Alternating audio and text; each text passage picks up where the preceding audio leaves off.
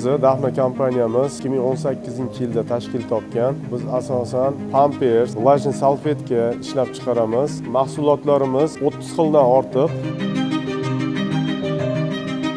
Tadbirkorlikni rivojlantirish kompaniyasini moliyaviy yordamida Xitoy davlatidan yangi uskunalarni olib keldik. Uskunamiz kelgandan keyin ob'yomimiz 2 barobarga oshdi. Qo'shimcha 14 ta ishchi o'rin yaratdik. Bu uskunamiz kelmasdan oldin ko'p ish jarayonlari qo'lda bajarilardi. Hozir mana hamma narsamiz avtomatlashdi.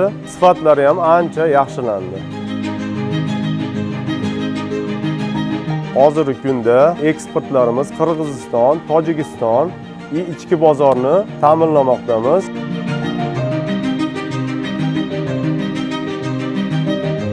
Korxonamizda jami bo'lib 100 dan ortiq xodimlarimiz bor. Xudo xolasa keyingi yilga yana ishchi o'rin yaratmoqchimiz.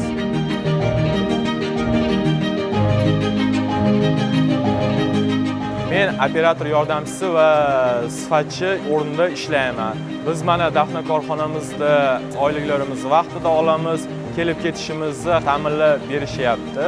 Men shu zavodda ishlayotganimga mana 1 yil bo'lgan bo'lsa, oylik byudjetimga o'z hissamni qo'shmoqdaman. Uyimizga yaqinligi uchun, sharoitlari o'ta yaxshiligi uchun shu zavodda 3 yildan beri faoliyat olib boraman.